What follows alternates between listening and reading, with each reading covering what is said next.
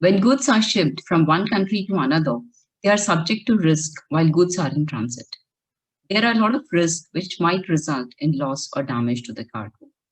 Exporter or importer take marine cargo insurance to minimize such risk.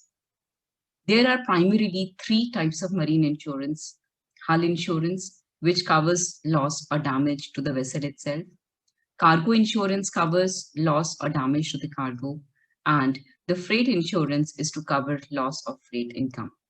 This session will focus only on marine cargo insurance. While the cargo is in transit, there can be either loss or damage to the cargo. Loss means that the cargo cannot be retrieved, whereas damage to the cargo means that the cargo did not arrive intact. That is, the buyer did not receive the cargo in the same condition in which it was shipped by the seller. Loss or disappearance of cargo can be either total or partial in nature. Again, total loss is of two types: actual total loss and constructive total loss. Actual total loss is one in which either insured cargo get destroyed to such an extent that there is no possibility to salvage the goods, or the insured goods ceases to be a thing insured. For example, the cement bags which were insured and were in transit turned into concrete due to contact with water.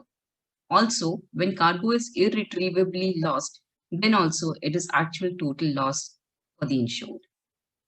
Another type of total loss is constructive total loss, which means that cost of saving, repairing, or reconditioning the insured goods is more than value of the goods. Partial loss of good is also of two types: particular average and general average. Partial loss is particular average when partial loss or damage is caused accidentally by a peril which was insured. Such types of loss damage is to the cargo owner, and the cargo owner do not contribute towards loss.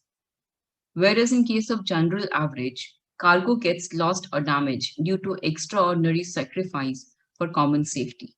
For example, if some cargo is thrown to lighten the ship caught in rough weather, or if crew of the ship makes payment to nearby agency to tow the ship in danger of sinking, or when they pour water on the cargo to extinguish fire.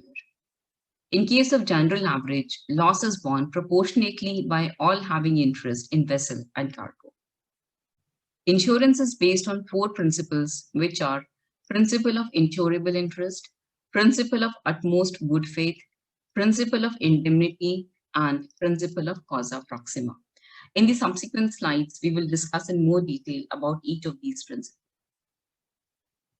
Principle of insurable interest means that the person taking insurance should have insurable interest in the insured goods or services, and the loss or damage to it would cause that person to suffer a financial loss or certain other kind of losses. This principle requires that the person taking insurance should have legally recognized relationship to the goods being insured.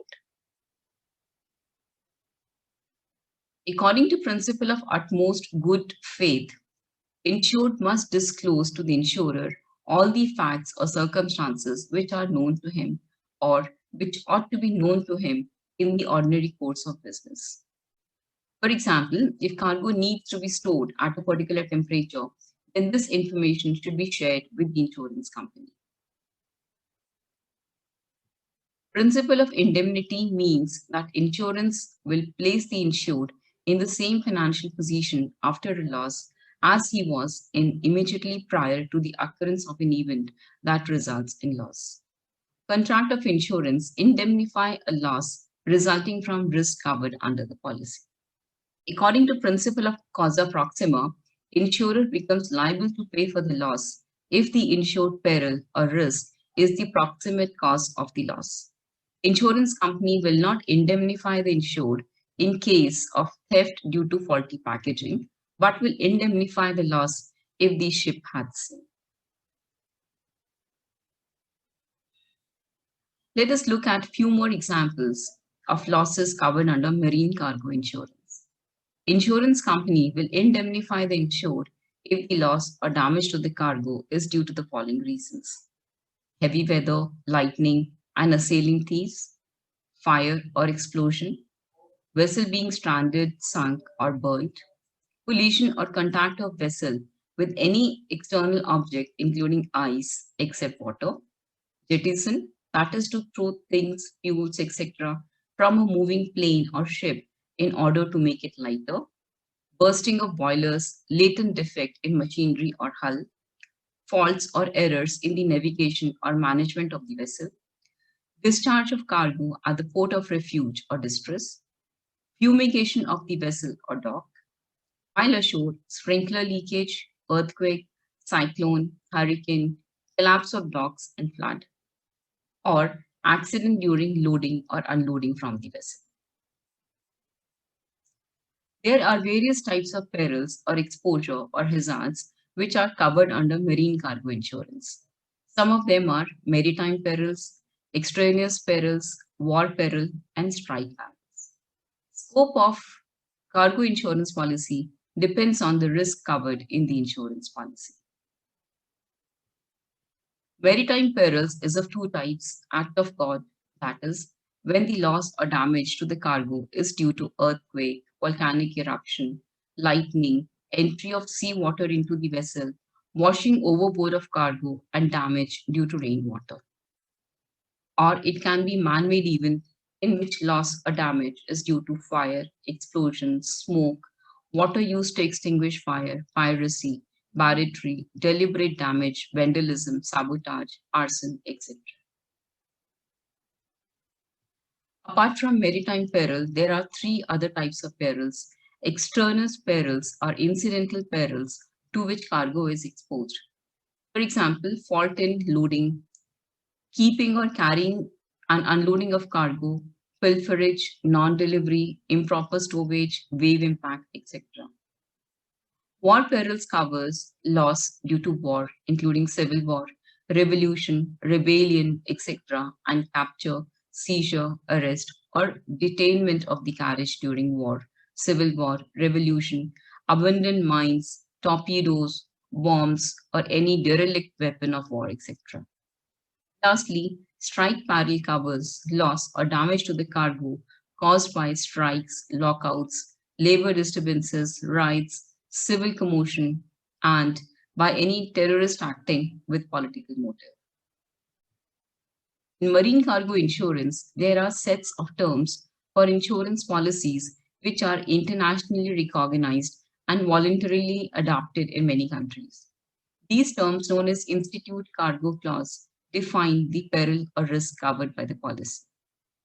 Marine cargo insurance policy provides four levels of coverage via Institute Cargo Clause A, Institute Cargo Clause B, Institute Cargo Clause C, and War and Strike, Right, and Civil Commotion, also known as SRCC clause.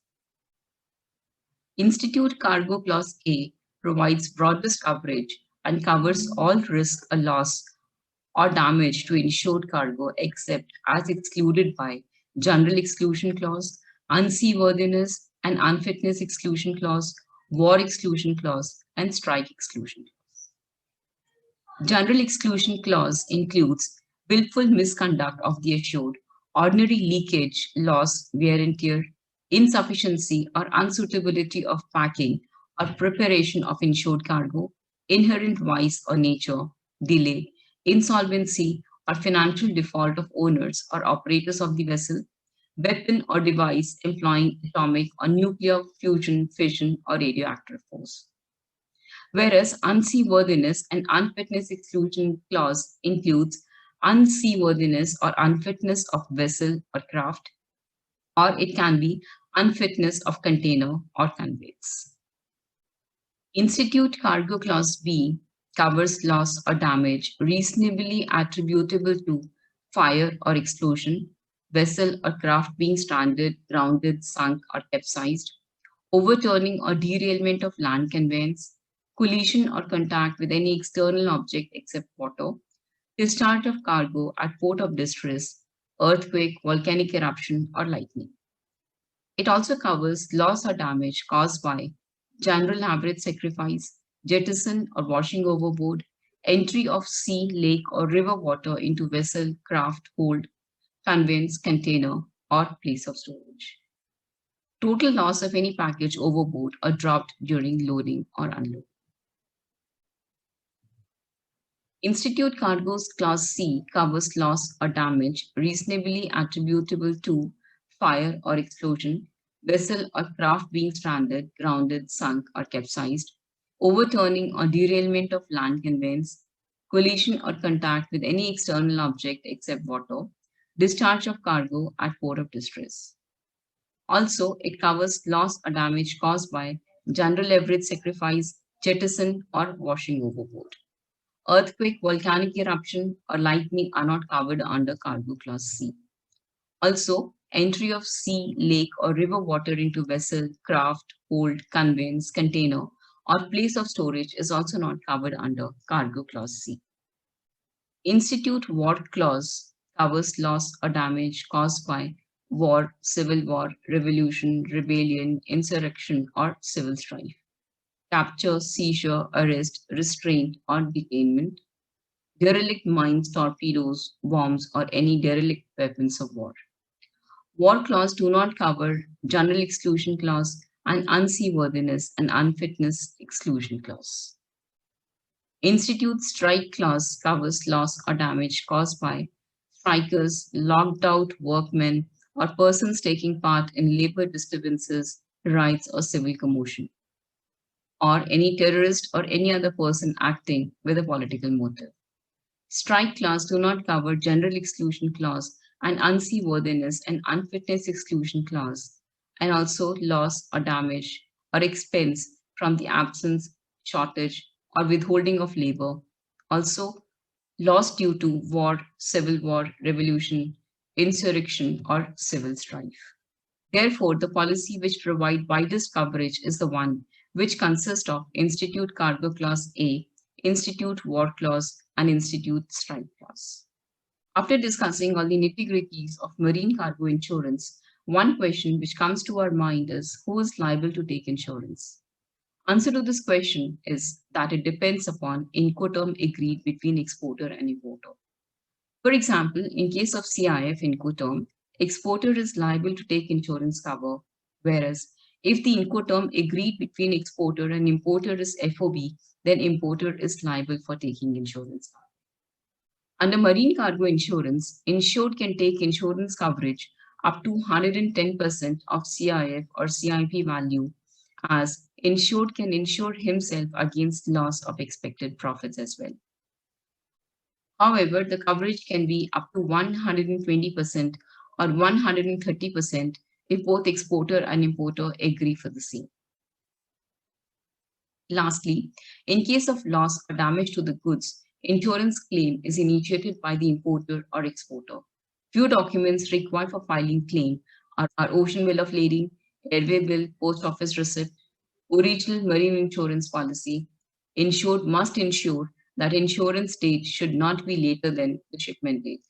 A copy of claim filed against the carrier, copy of shipper's invoice, customs entry report, and survey. Thank you for being part of the session. Hope you have learned about basics of marine cargo insurance. For any further detail, you can write to me at alkamya@gmail.com. Thank you once again.